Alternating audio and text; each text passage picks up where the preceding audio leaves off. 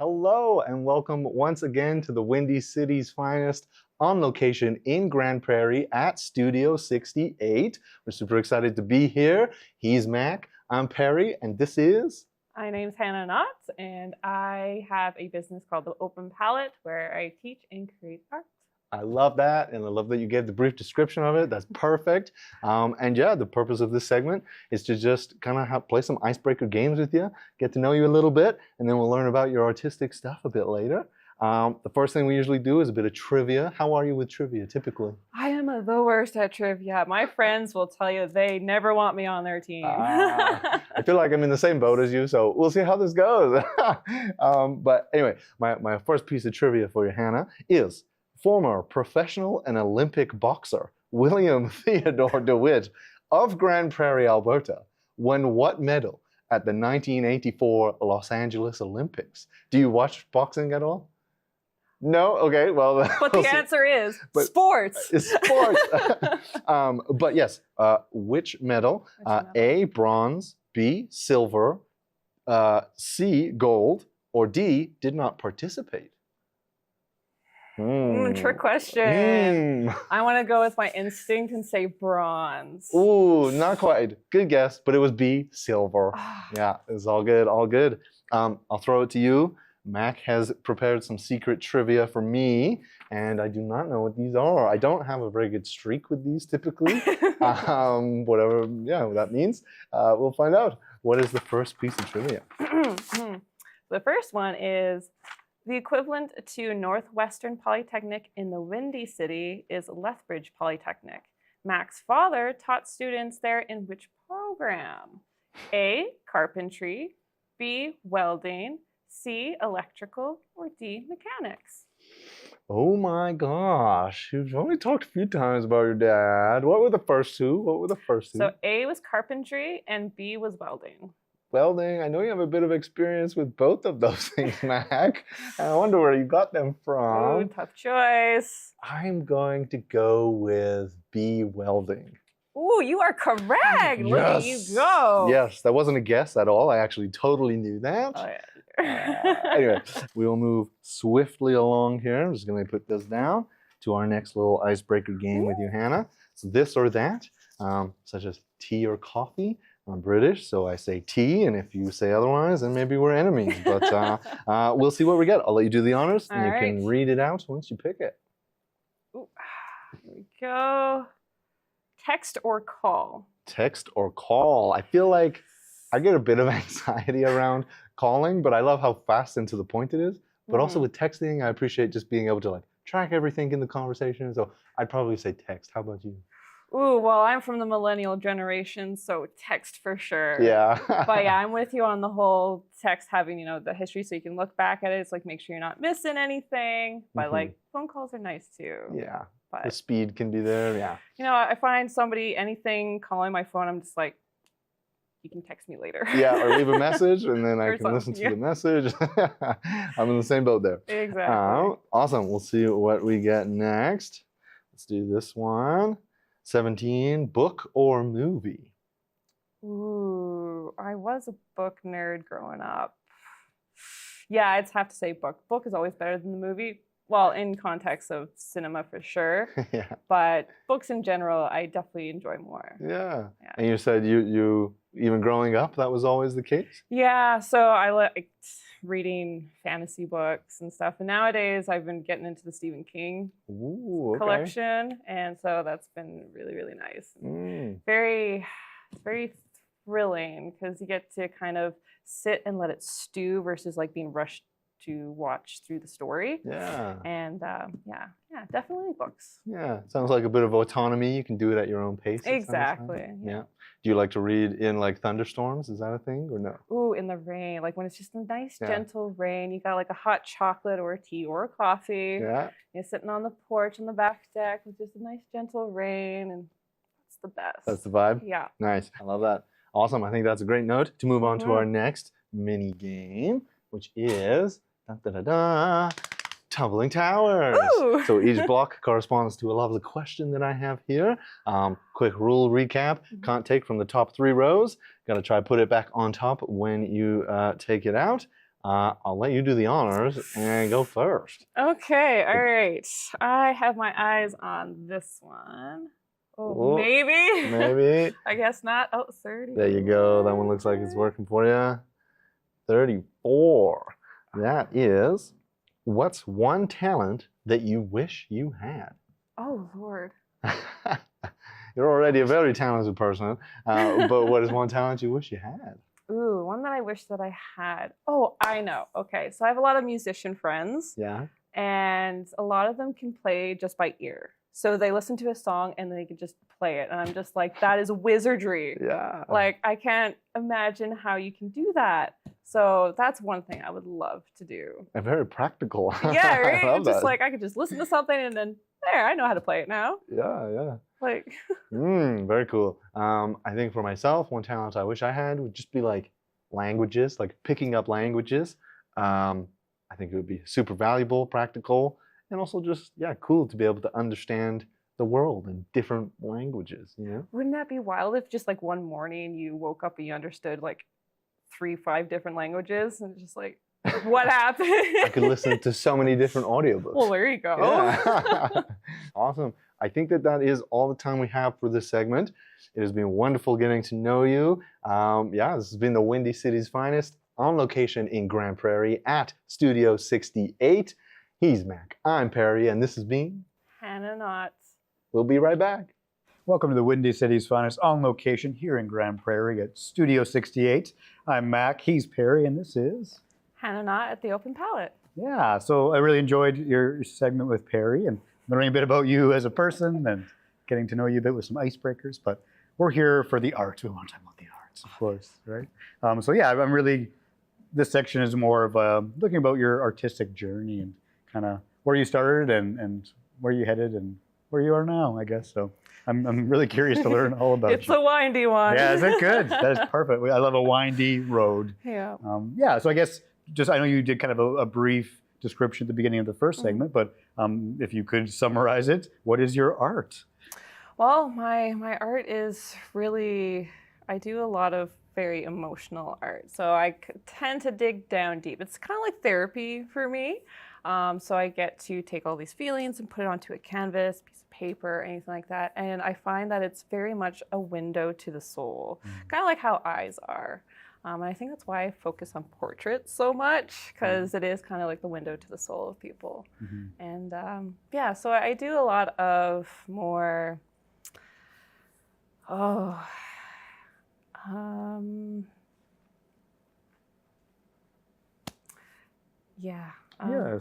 more emotionally motivated artwork. Yeah.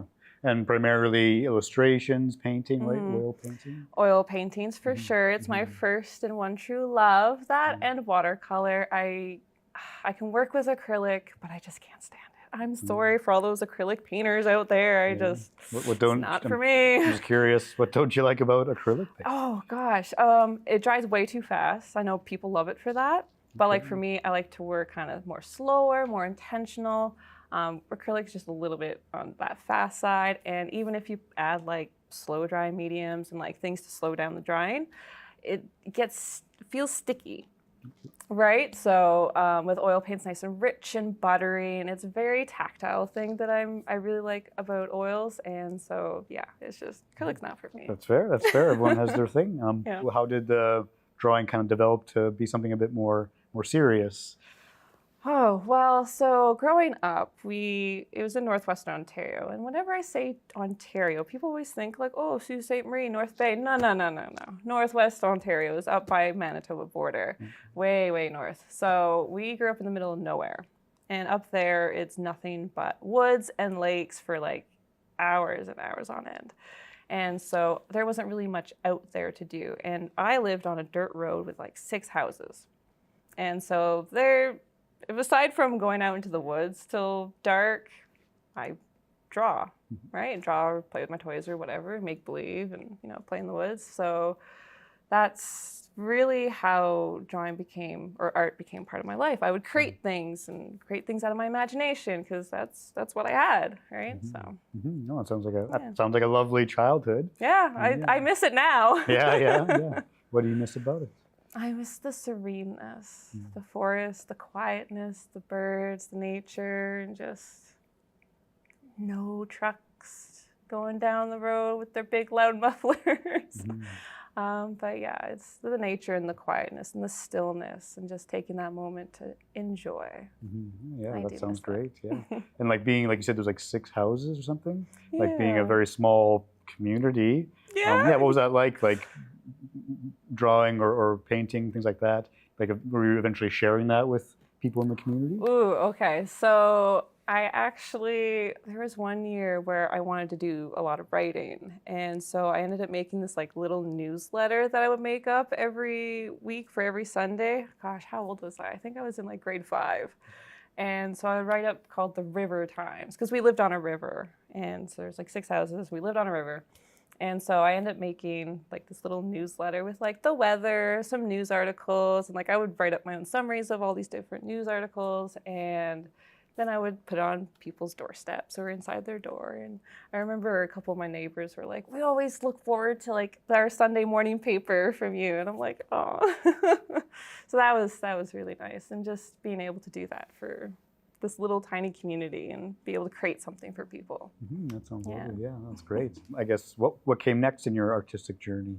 Oh gosh, okay. Yeah. So, well, through high school. So in high school, I ended up moving to Nova Scotia. And in Nova Scotia, there's a lot of old buildings. So I started drawing old buildings there during high school, and that was pretty popular. And then, yeah, I just kind of continued it as a hobby. In high school, there really wasn't an art or music program, so I couldn't really, or like classes for that matter. So it was a high school from grade 7 till grade 12, and there was only 250 kids, right? So really small community. And so there wasn't really an art class. There was like an online course that they did offer that you had to do through correspondence. But so I took that, and that was okay, right? So it's not in person. There's nothing like in person. There's nothing quite like it. And so that was okay. And I already knew I wanted to do something with art at that point. I just didn't know what. I had to figure that out later on. And how did you figure it out? Oh, it's a big, long story. How did I figure that out? So, where do we want to begin? Well, I know that you eventually went to Memorial University. Is that kind of is that too far in the timeline? Or? Well, okay, so high school, did that. I knew I wanted to do something with art. My parents are both teachers, so of course, naturally, they want me to have job security. It's like, there's never enough teachers, right? And so they would bug me about, going to teaching school or going to sciences. I was also really good at science, which is also a conundrum with me. I was really good at art and really good at sciences and like math. So usually you don't see those two kind of in the same person, but I was really good with that. And so they were really I don't want to say pushy, but they really encouraged it, because my dad's really sciencey and my mom's, wants the best life for me, of course. And so they wanted me to be a teacher and get this. I was like, no, I want to do something with art. It has to be, it's been part of my entire life. And so looking at art schools, one of the 2 top, I guess, choices for me that I want to do was either NSCAD or Memorial University. Now, being the practical person that I am, I kind of leaned more towards Memorial because the tuition was a little bit on the less expensive side, and they give you the same paper, so it's like, thinking a little bit logically. I know NSCAD is a very well-known art school on the East Coast, and so I did apply to it. However, I was kind of miffed about it. So when I applied to it, it's like, okay, I want to go and learn art, right? So it's like, you guys are going to teach me. And so you had to hand in a portfolio with the application. And so they get you to do like a list of things, like a still life, a picture with something or other to show how you shade or render things. So I did that, and then of course they rejected me, and then they showed a example of an accepted portfolio, and like the thing was like photorealistic, and I'm like, this person doesn't need to go to art school. Like, they already know what they're doing. I don't know what I'm doing. I want to learn how to, right? So it's like, okay, well, that's not the purpose of school, I thought. And so I was like, okay, well, I'll apply to MUN. I applied to them at the same time, and I got accepted there. So I was like, perfect. Okay, let's go. That's it. And so I ended up going to Newfoundland for that. And gosh, Newfoundland is so gorgeous. I always encourage everybody to go there. It's just the scenic is just fantastic.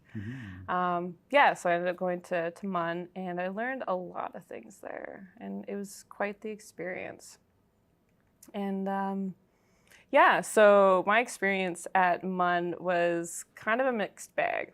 So of course there's a social aspect, and of course there's the academic aspect. And social was very, very much high school drama still. Right, so you're a freshman, you're just fresh out of high school, you're still like really young, and you're not quite all there to learn. You want to go out and party, right? So did have quite the party life. Not super crazy, don't worry, Mom. It wasn't crazy at all. But, you know, late nights and going out to the bars and whatever and hanging out with friends. And there's a lot of drama, of course, because we're all still like acting like we're in high school. And the courses were pretty okay in terms of like skill learning, but because it's a university, it's much more academic focused. So there's a lot of history, you got to take English, you got to learn all these other things aside from making art. It's all part of the package.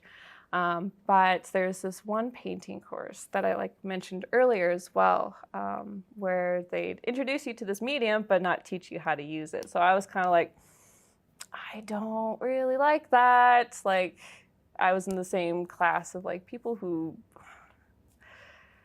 bless his heart, but would almost look like they finger painted, right? So it's like, for me, I'm very technical. I like to create things with skill. And of course, everything's up to interpretation, not my cup of tea. But yeah, so I was kind of really not impressed with that at the time, where that person was also passing with me, right? And so that got me off on the wrong foot. And so I ended up actually dropping out about 3/4 of the way through my degree, because I just fell out of love at that point. There's a lot of favoritism with some of the professors. There was a lot of, and again, just the social drama. I just was not having it. So I ended up dropping out, and at the same time, I had found a boyfriend in Newfoundland. The men from Newfoundland are pretty cool. They come out here for work, and they're pretty awesome people in general. And so I ended up dating this Newfoundland boy and dropped out of school because I was like, you know what, we're just gonna go and work and whatnot. And then I just really didn't do much art for a few years after that. And then what was that like, that, dropping out of school and not doing art? It was terrible. Absolutely terrible. Don't do that. If you know you're an artist at heart, do not stop, like, no matter what, because it was the worst couple of years of my life.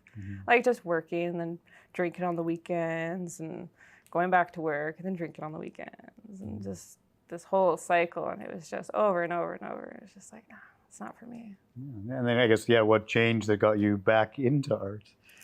Ooh, that would be my mother again. So, so I think this was in 2017. My mother made me a deal.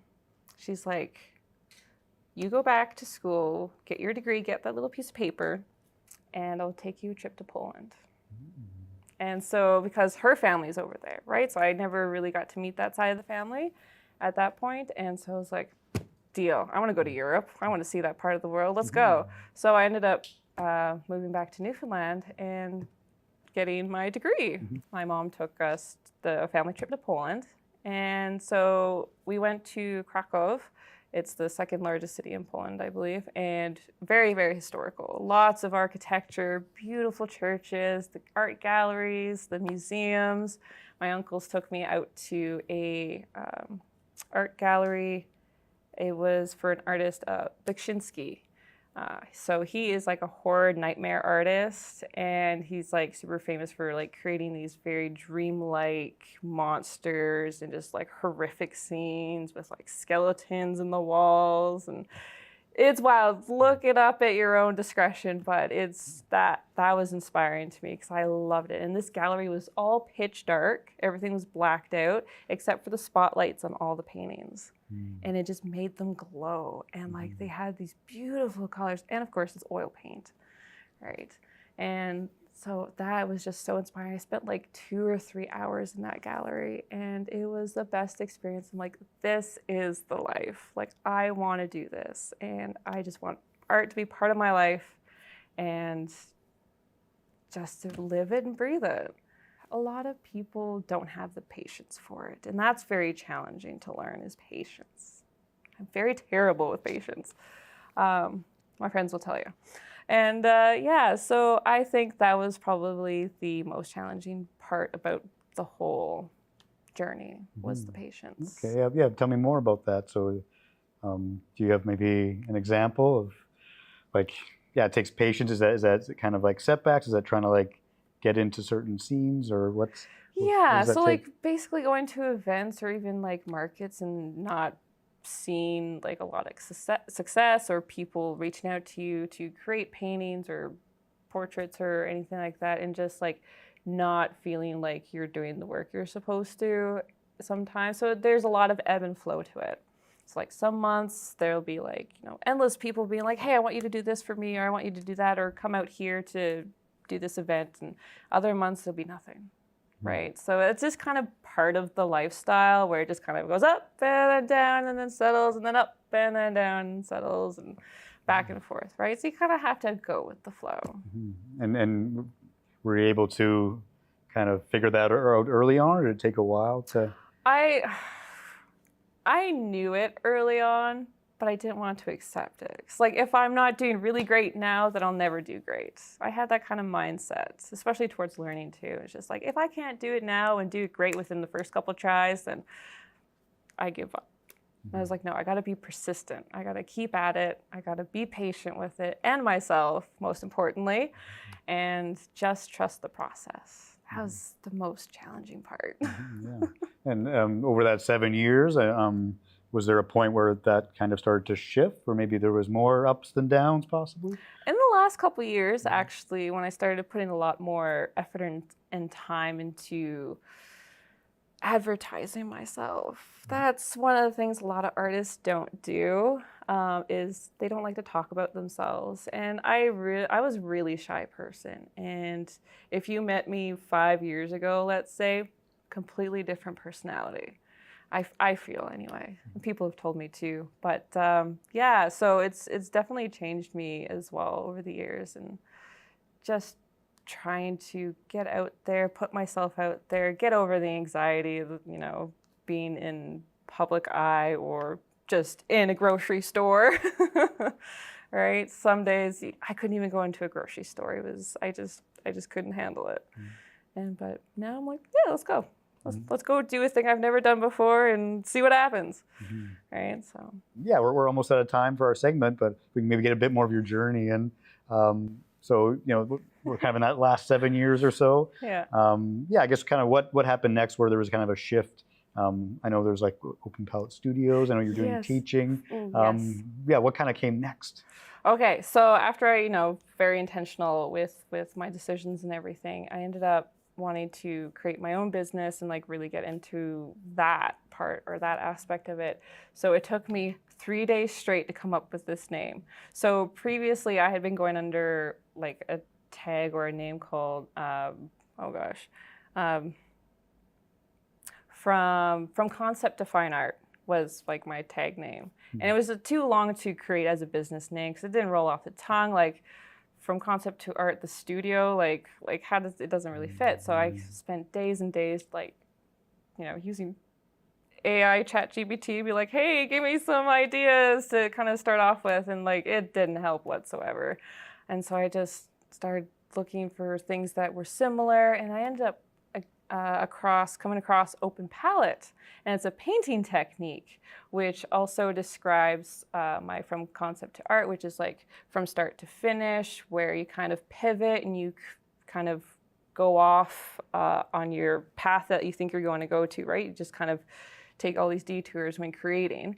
And so the Open Palette technique is you've got your standard colors, and you just create the colors as you need them. So as you're painting, oh, maybe I want to make this a little bit more greener, so you add a little bit more green as you go. So that's kind of the take as well that I take with teaching. So like if students become curious about something, we'll kind of shift our focus And so I really love that I came across this this term, and so I ended up doing that. And now I teach and I create custom artworks and do my own artwork, and I just create from the bottom of my heart. That's lovely. Yeah, we got through the whole journey. Yeah. Right, up to the present day. Great. Yeah, that's amazing. I'm really excited to learn more about that in the next segment, about that open palette thing, probably. And just the last question we asked people, we switched up a little bit for this trip, but like, how has your art or your artistic practice changed your everyday life? That's a good one. Changed my everyday life. I tend to look at the little things in life now. You know, instead of focusing on the big goals and, you know, going for the big achievements, you just want to sit back and just take in life. And like the little things every day, the morning sun with your cup of coffee. Oh, maybe it's a little bit too sweet this morning, but you kind of like that. So you just enjoy it, and just paying attention to small things in life, or, you know, what a friend does for you that day, or maybe how they talk to you or just interact with you. You really cherish that, because, you know, you never know what's going to happen tomorrow, right? Nobody has a hold on it. So just to enjoy the everyday. Yeah, some gratitude maybe. Yeah, there we go. Yeah. That's a simple way to put it. Yep. Yeah. Great. I think that's a great note to end on. I really enjoyed this conversation and learning about your art. And that's all the time we have for this segment. This has been the Windy City's Finest on location in Grande Prairie at Studio 68. I'm Mac, he's Perry, and this is Hannah Nott. All right, we'll be right back. Hello and welcome once again to the Windy City's Finest on location in Grande Prairie here at Studio 68. He's Mac, I'm Perry, and this is Hannah, the open palette. Yes, which we have right here. I thoroughly enjoyed your conversation with Mac in the last segment, and I'm super excited to dive into some of your pieces and all the things that come with them. But first, I really wanted to start with just, like the title. I know you alluded to a lot of thought went into it, the design, and what really caught my eye, or maybe where we'll start, is just that idea of like community and the things that you offer and do. So what can you tell me about paint nights, workshops, and custom portraits? Yeah. So I've been really getting into portraits, either of people or pets, animals, and things like that. And that's really connected to me with people's stories. And I find it so intriguing of, you know, how they treat their pets as their family, like I did growing up. So I had this little black lab. She was my love and light, and we would go on adventures together. So I really relate to how a lot of people love their pets, and I wanted to. It's my sort of way of giving back with my talent, where they can get portraits of their animals or their family members and almost immortalize them in a way.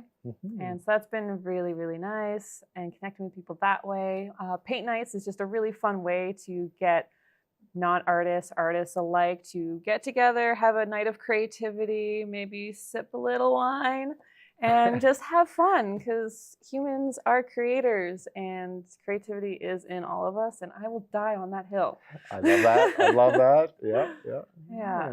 Nice. And I'm very much picking up on that idea of community, and maybe that shift that you had talked to in the last segment of like quality time in person, and placing a higher value on that and intention towards that. Are any of the pieces we have here today, were any of those open palette style? Is that a valid question? Yeah, so actually probably this one here. Yeah. So generally I do like starting with a grayscale painting and then adding what's called a glaze, which is a transparent layer of color on top to create the color of the thing. But with this one, I started with a very kind of cool, cold gray, and I kind of liked it because it's lifeless, but then I added a little bit of rosiness to the skin with the glazing as well. So I ended up going a little bit more gray, or I started with a gray and then I added a little bit of blue to it to kind of create this contrast between warm and cold. And so it's like, okay, well, I'm gonna add a little bit of this, see what happens. And so I ended up adding a little bit more of the warm color to the cheeks and the lips and everything. And I was like, okay, well, this is working, right? So it just kind of happened in a little bit more of a shorter time than, let's say, a big old scenery or a animal portrait as well, where I kind of add a lot more colors are going on. The thing I do want to appreciate also is the framing and how intentional that seems, because it's what stands out to me as well. So what can you tell me about, the framing and the process behind that? Yeah, so framing it, I know I didn't want it kind of cliche frame. It is on a piece of canvas paper, so I wanted to elevate it a little bit. So I've got it stood off on just a matte board, kind of a shiny matte board inside of a matte black frame. And I wanted to cut it in a way that made it not just a rectangle and more of like a mirror. And like some mirrors, the fancy mirrors are kind of this kind of jewel kind of thing. So that's where that came from. I love that. I love it. Let's move on to our next piece over here. What can you tell me about it? Well, if you don't know what that's about, I don't know what to tell you. So I worked retail my entire life, and I was a very, people pleaser. I wanted to go the extra mile for my customers. I was all about that, right? I was the hardest working person, cared about everything and everybody. Didn't care if you were, Karen down the street or, Blow Joe or whatever, right? I wanted to make your shopping experience great. And then COVID happened. And as I'm sure lots of people know, the ugliest out of everybody started to show. I mean, everybody's under stress constantly, and retail was nuts. Yeah. Right? So just day in, day out, just dealing with like being berated basically all day, every day, right? So I can really relate to all the horror stories that we hear or heard. So this one came after an experience that was my breaking point, essentially. So there was one day where so it was myself and my manager at the store, and we were doing online orders. So we were doing pickups at the time. It was in the evening, almost time to go home, really want to get out of there. And this one lady there was a piece of felt that was labeled gold. It was gold. It was a gold color or whatever, but it wasn't like shiny gold. And she was really upset about that. And she started yelling and all this and like, wanted to get returned right now and there and then, wanted to go pick up a different color. And I'm just like, hold on, I've got like 6 other people waiting to pick up their orders. You have to wait to return it. Because this was just, I think, just starting a few months into COVID and the lockdown and everything. And she just berating me. And then she went into her car, and this gentleman came up. It's like, you're okay? Like, this is not cool. He went to go and talk to the lady, opened her car door and like started yelling at her. I was like, you apologize to this lady. Like, it was weird. It was like a YouTube in real life. You see these crazy videos of these people acting crazy. Like it was happening in front of me. And like, I didn't know what to do. Like I just tried to help the other customers and stuff. And like, here I'm internally like freaking out, like what is happening right now. And like, I don't like being yelled at. Nobody does. Nobody. And so after like he was yelling at this lady, he came up to me like, are you okay? Like you're doing what you need or what you can, and you're just doing your job. And it's like, are you okay? And the moment he asked me that, I just bawled, because like you're dealing with like months in at this point of lockdown and just the constant stress every day. And it was the breaking point for me. And I just like, I can't do this anymore. Wow. Yeah. So that's where that came from. Wow. Yeah. What can you tell me about this piece? Oh boy. Okay. So I'll tell you a little fun story about it. So I created over a period of a year. There was this YouTube channel called Unis Honest, and it was an experiment of a couple famous YouTubers, Markiplier and Crank Gameplays, if anybody knows them. So it was this 1-year project where every day they did something new, and at the end of the year, they would delete everything, evidence of everything. So it really punches home the impermanence of life and just enjoying the everyday and just, try something new. Don't be afraid of it. Don't let the fear stop you, because on the other side of fear is the greatest thing in your life. Right? Yeah. And that's what I really took to heart from that. And so it took me a year to actually paint it. I finished painting it on the last day of that experiment that they were doing. And then a year later, exactly a year on the day, it fell off the wall. What? I thought it was super spooky. Yeah. Wow. Oh my God. But yeah, it was actually inspired kind of by the style of Beksinski. He does have a similar kind of pose with one of his creatures that's holding a skull itself of like a friend or another part of their species. So I really liked that pose where it was like this kind of almost thinking philosopher, but like grieving at the same time, but very thoughtful. And so this is called the Keeper of the Glass. And so this person is holding the sand glass of time, and they are waiting for you as the ticking of the clock goes by. I love that. Thank you so much, Hannah. It's been a pleasure. Pleasure's mine too. Yeah, this has been the Windy City's finest on location in Grande Prairie at Studio 68. Thank you so much. He's Mac, I'm Perry, and this is Hannah Nott with Open Palette. It's Mac and Perry in the place. Da-na-na-na. Mac and Perry go live to create. Da-na-na-na. Mac and Perry invite you to stay.